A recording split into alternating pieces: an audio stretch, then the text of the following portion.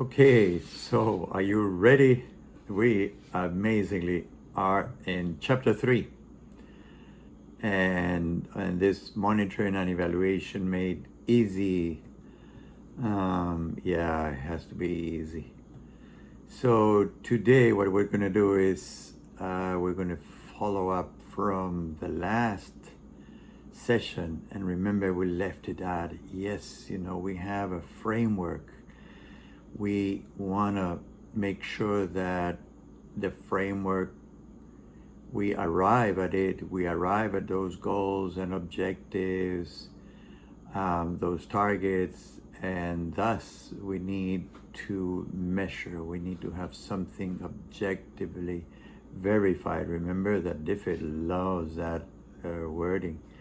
And so today we're going to talk about indicators. Yes, what's an indicator? Okay, so as its name says, it indicates. It indicates, and yeah, let's have this word cloud. Indicates, yes, it signals, it points. Okay, so it tells you where to go. What is it? What, in fact, what is it pointing to? And so that's very important that we are confident about this indicator or indicators. And so this is very important, very crucial to have. Okay, good indicator. We're going to talk a lot, all day. Oh, I'm sorry, all session, not all day. You wouldn't be with me that long time. Okay, but and why is this? Because without indicators, our results, whatever we are thinking, we're going to arrive at the end of the day, will be first uncertain, because we wouldn't know what exactly did we achieve, all right? But not only that, it would be wobbly, because if it's not, if it doesn't indicate, then of course it's like, well, perhaps we arrive at this or we arrived at that, so we wouldn't know. It's going to be, it would be like wishful. It will be wishful. Why? Because we might, at the end of that, all that effort, all that investment, we might say, well, I think, or I hope, yeah, we have attained this. No, in the end, that. But if we cannot say for sure, then of course it's going to be just wishful. Oh yeah, I wish we had put a good indicator on the table. We had defined it. Imprecise, because of course, remember, if it's not measurable, then it's going to be like all over the place. So what did we achieve? When did we achieve it? For whom? And how much of it we achieve, you see? So all those questions will remain in our mind, and of course with the donor, or with just ourselves, and of course with the beneficiaries, and we don't want any of that. But the last one of a lack of an indicator, or lack of a good indicator, is because whatever we think we have achieved, it would be subjective, and that's very human. Oh, I think we got this.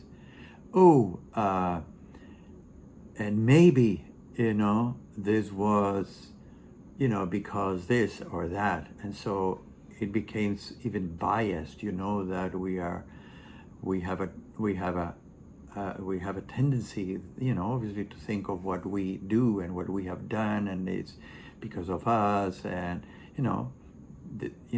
so it won't be objective, it will be subjective. Okay, so what do indicators do? And of course, indicators, what they do, they measure, and all that we need and all that we want. So processes, outputs, outcomes, they can measure even impact. Oftentimes we'll talk about that. We don't need to have lots of indicators, or we might not even need an indicator if we have all the rest covered. Okay, so important.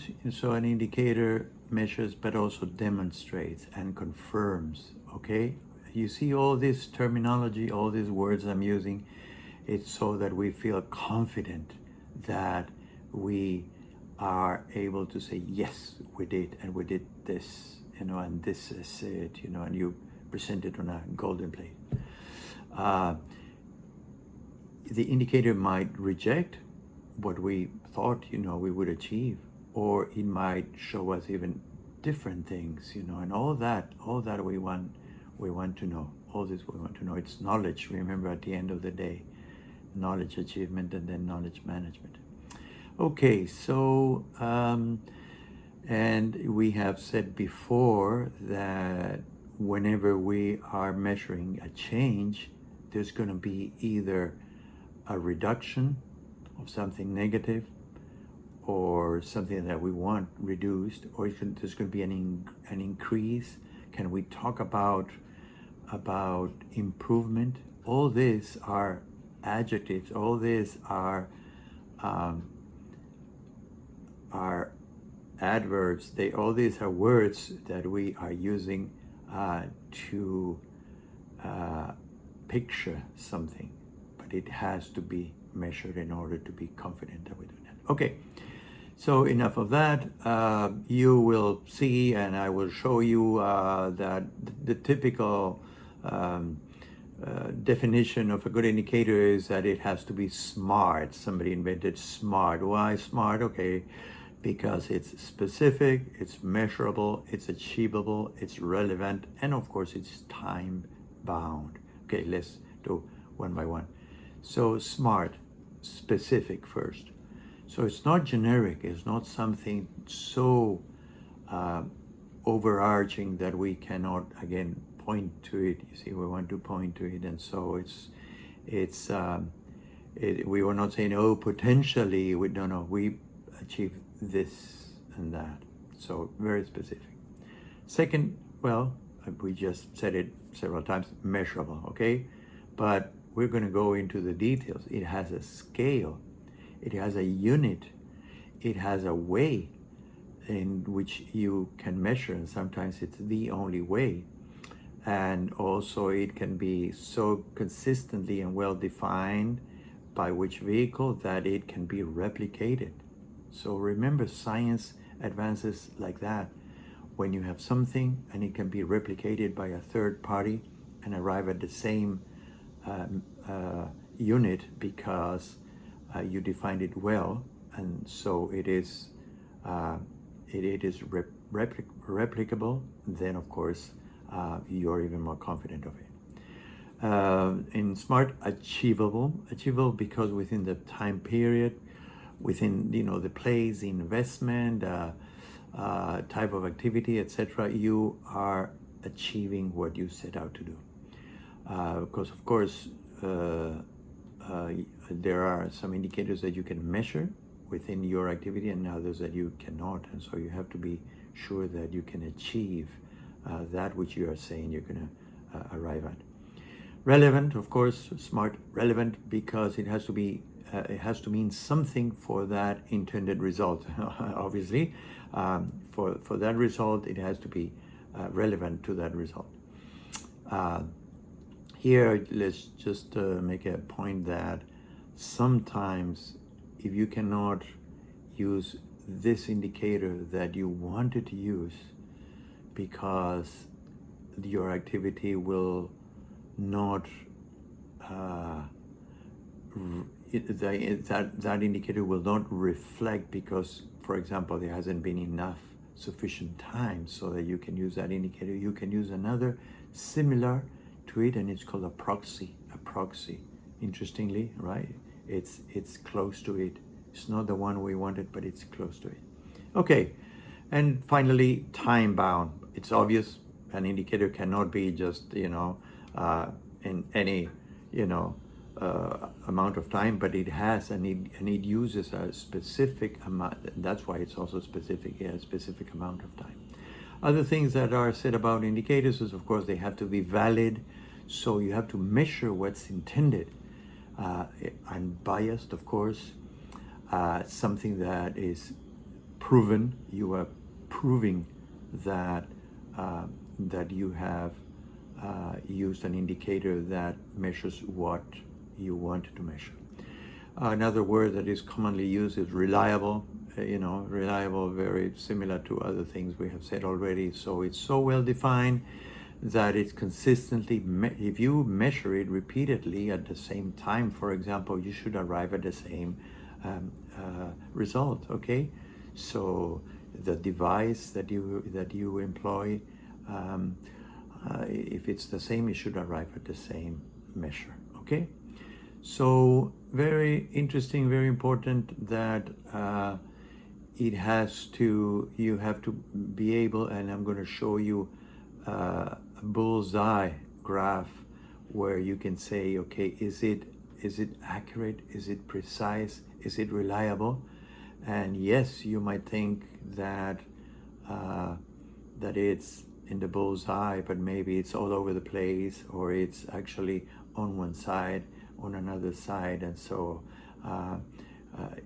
sometimes you think it's accurate, and it's accurately misleading, or it's accurately not on the central point but somewhere else. So all this you'll see, and it's part of what you need to define. Okay, so what is we're going to go through an exercise.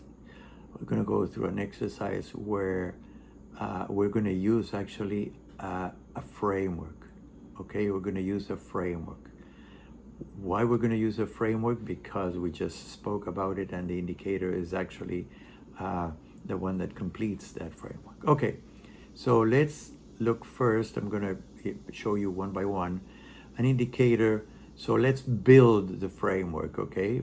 And what we're going to do, what we said is we're going to talk management parlance, and then we're going to talk about the evaluation nomenclature. What indicator would measure that which we want to achieve. So if we first say, okay, let's go from goal, from the overarching, right, the higher up, or if you like, the one on the far extreme left, if we want to go from left to right. So the first is the goal.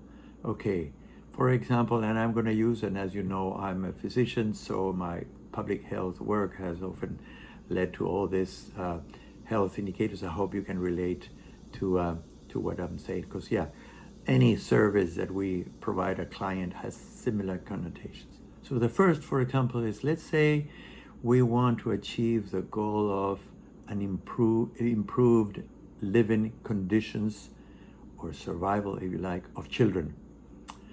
And so that's the managerial side, okay? If we wanted to put indicators for that, we are speaking of outcomes. We're speaking of what will happen at the very end, and there are several measures. For example, we can measure the infant mortality.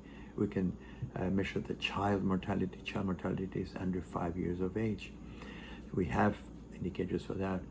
We can, more simply in a community, we might want to measure the prevalence of diarrhea, the prevalence of acute respiratory infection, right? Or the prevalence of chronic malnutrition. These are common ailments that reduce not only the survival of children, but the conditions of living, okay?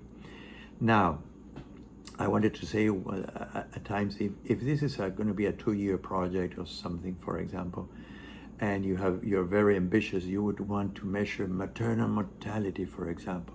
But when you know, and if you know the unit, you know the maternal mortality is something that takes a large denominator.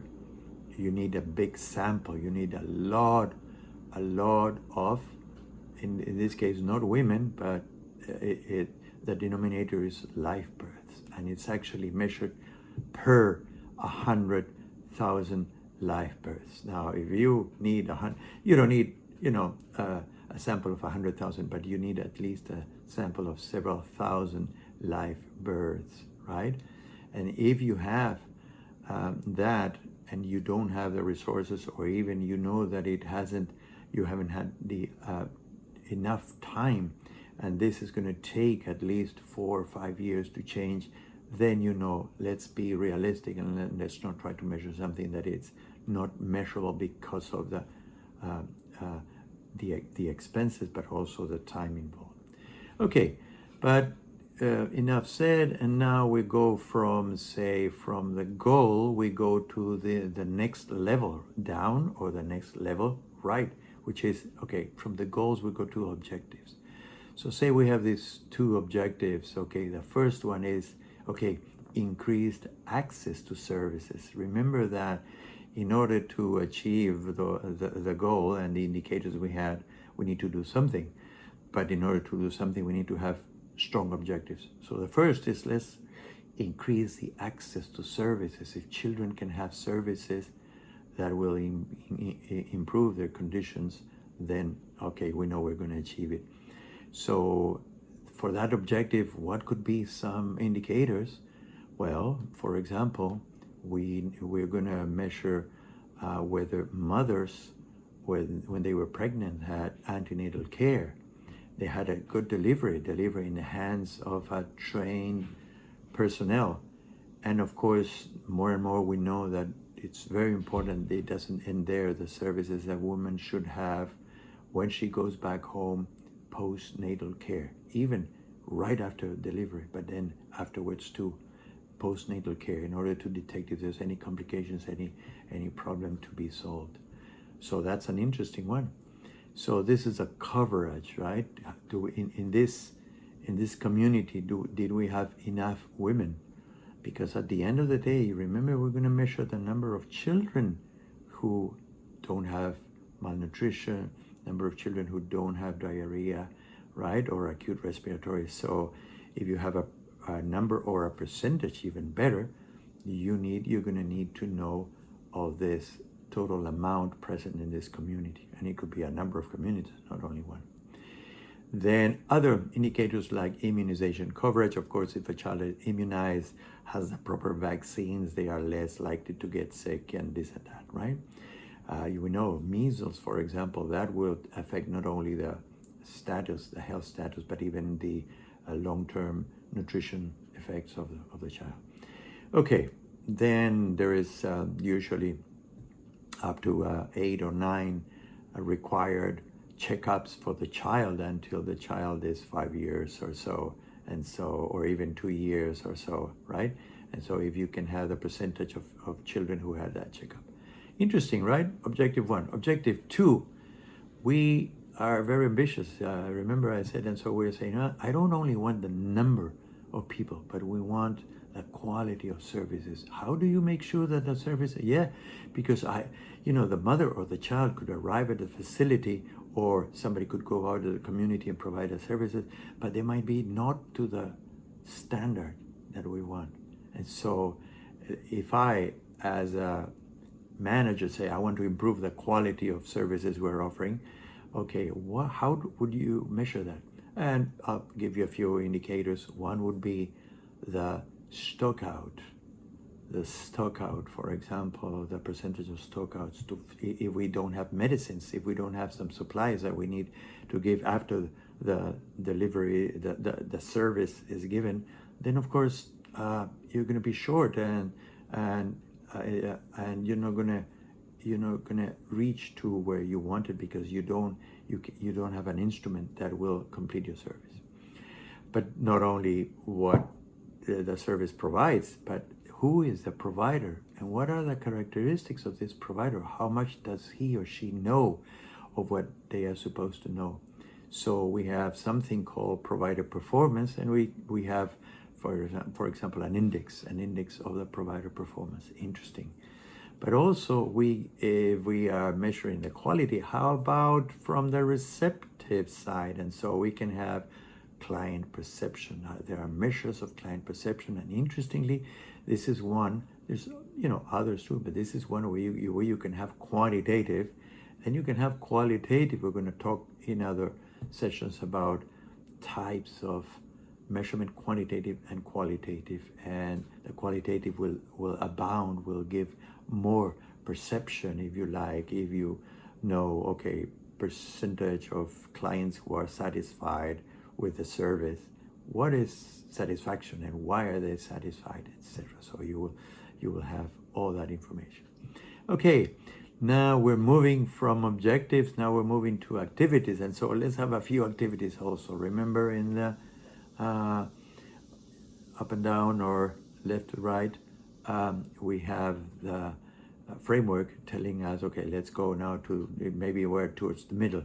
Okay, so first, activity one, improve logistics. We're going to improve logistics and equipment. And so, for example, how much we're spending on new equipment, the percentage of orders that were delivered on time, the number of warehouses with appropriate storage conditions. Activity two, train and support providers. Remember, for good performance, we have to train them. So number of providers trained, the percentage of providers who pass some knowledge and skills tests, right? So we want to know how much they know. Whether there were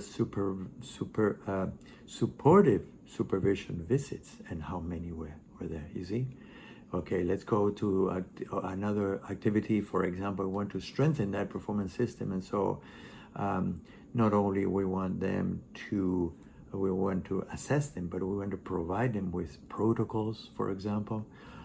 We want to know how many of them during delivery use the partograph. This is known, that will enhance and will make sure that the provider detects any complication quickly in advance of that occurring and affecting gravely the delivery, etc.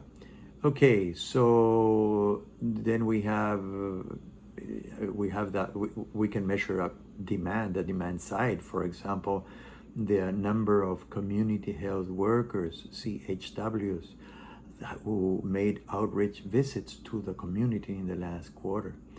Then we can measure how we approach the community with, say, information, education, so the number of leaflets and radio messages that were given to those places. Okay, a reminder that when we have that, then now we put all this together and look at what we have. I can show you this illustrative framework now. So remember, we're tying up the previous session with this session, indicators that are solidifying, that are giving us confidence for the framework that we wanted to give. Okay, so that's it. Mostly I will give you also a graph of one of the for example, the mechanisms that USAID uses, which is called a performance indicator reference sheet. And you can see that I even ask for other things, you know, did you produce a data quality assessment? So your data, you know, that is combining that indicator, is it good enough? But, you know, that's a bit more sophisticated, and we are beyond the time that normally we use. So we're going to leave it at that. And I hope you liked it. There's a lot that we can talk about indicators, but for now, that's that. Again, follow us and subscribe if you like it, and we're going to be shortly, following with more and interesting topics. Thanks very much.